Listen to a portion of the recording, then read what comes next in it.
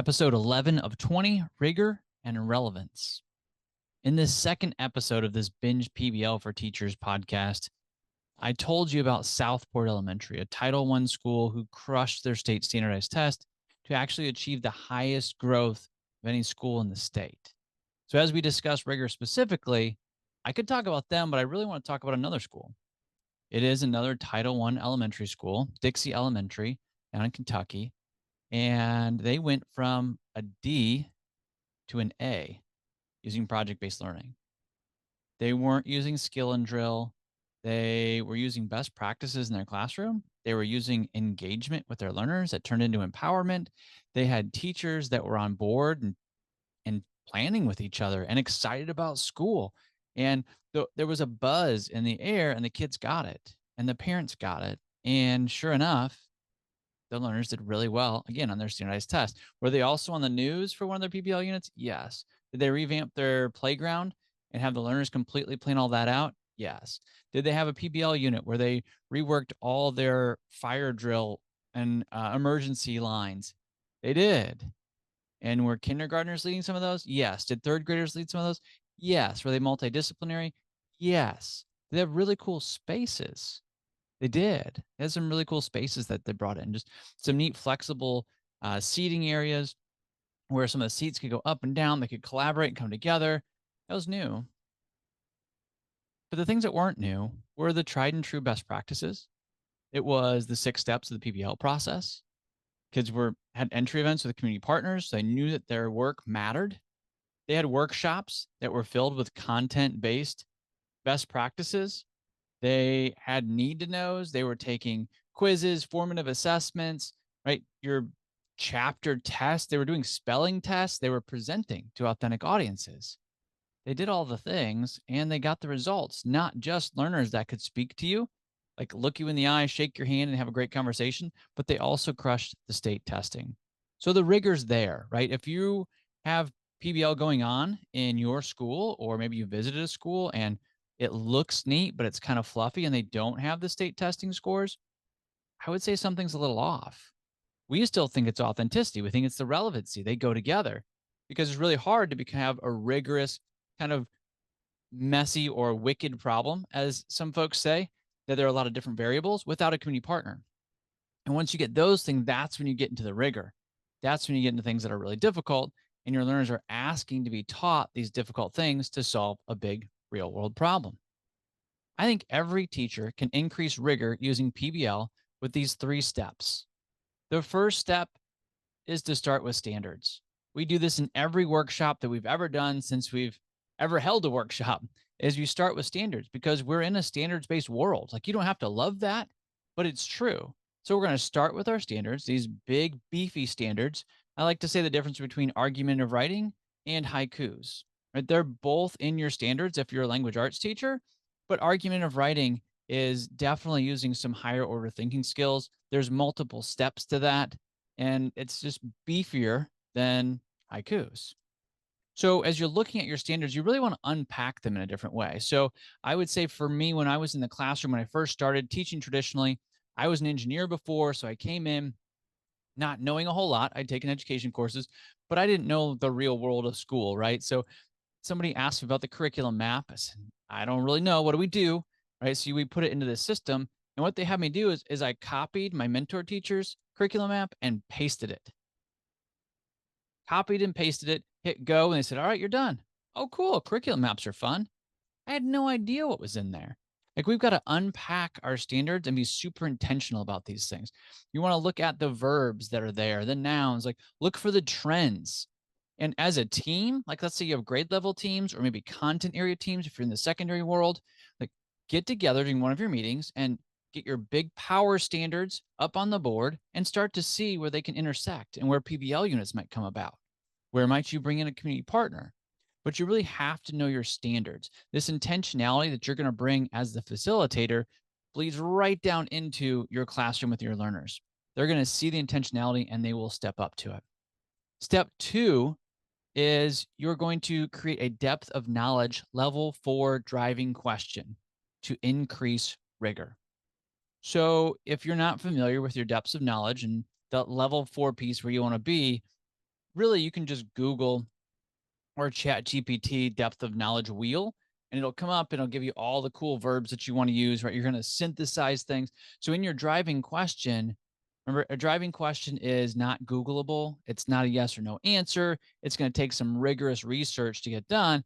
And if you're using these depths of knowledge verbs, it really kind of holds us accountable as the leader of this classroom, the one that's right leading the learning, facilitating the learning, to make sure that we're going deep in this question that's going to drive 4 to 6 weeks of instruction. So it needs to be a big deal. It needs to be argumentative writing versus haikus, right? So make sure that you have a question that's going to bring real inquiry and that is going to hit depth of knowledge 4. Step 3 in bringing rigor and relevance to your classroom, you're going to develop rigorous performance tasks as benchmarks. So look at your assessments.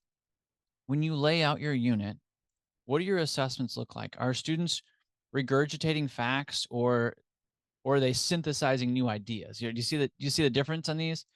If you have your learners present because you're using the 6 steps of PBL, so they're presenting, but if every group gets up and regurgitates the same facts over and over and over again, you can be pretty sure that your performance task was not super rigorous and it was really a pretty low level for them, and they're just going to regurgitate facts.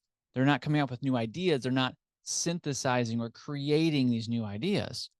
So looking at your performance tasks, your benchmarks, your presentations, if you've got a skilled eye in PBL, you can do it right away. But if you're just starting, which is why you're probably in this binge episode, is you need to look and for a couple different things. So again, look for those depth of knowledge verbs, like where are the verbs at that you see in presentations or assessments or in your language or your driving question. So like look for those verbs. It's a big deal. Presentations. Presentations are a big deal in project-based learning because it prepares our learners, but it also makes our work very transparent. Right? Sometimes if you're just going through those 5-paragraph essays, you can see these trends, but they're not super transparent. When you have 4 group members up front and you've got community partners all around you, and again, let's just the example, they're just regurgitating facts. Well, 1967, this happened, and then in Georgia, this happened, and then the next 5 groups do the same thing. You're like, oh, something's not right. And by the way, it's okay. Remember, give yourself grace. I've been there. We've all been there. It's like, but then you go, well, what do we do? Okay, so that's where you're gonna go back to your depth of knowledge verbs, right? And try to figure out where are assessments lacking and where do we need our learners to have some more creativity and some higher order thinking skills.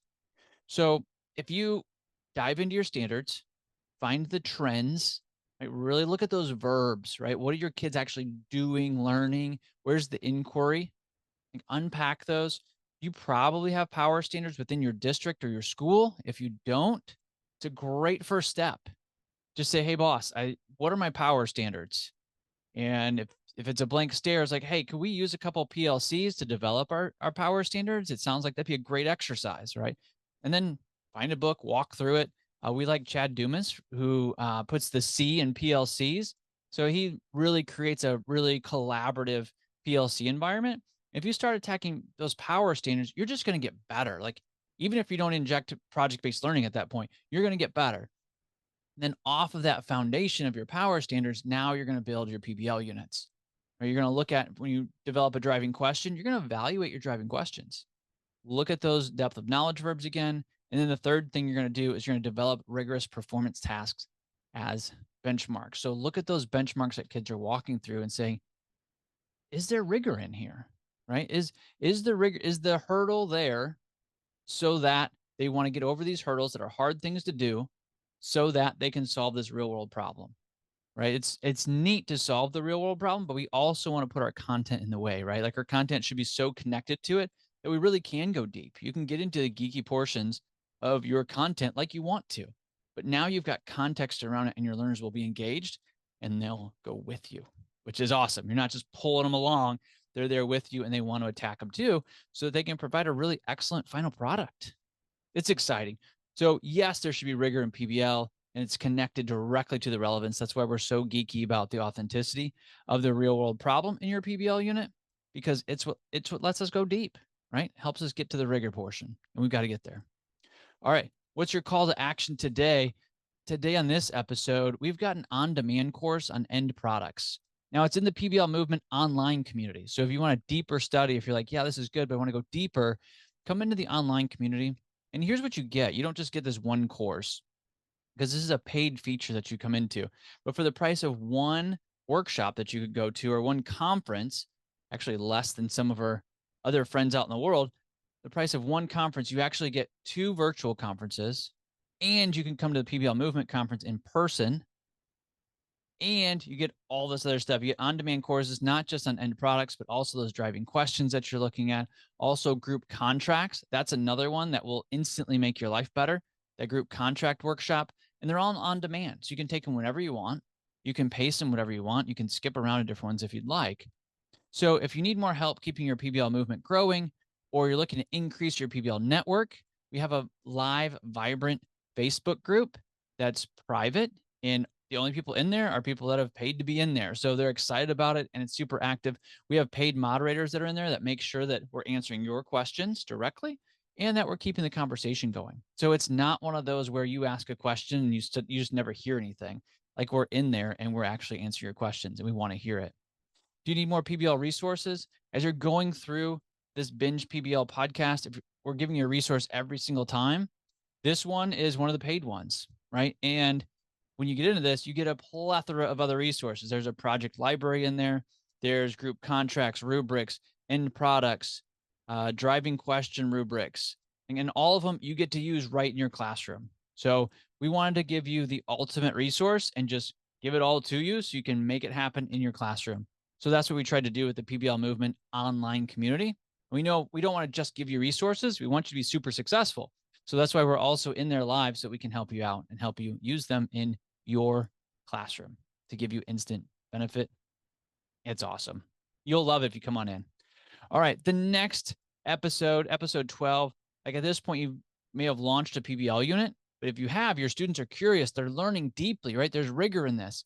So what about your classroom space?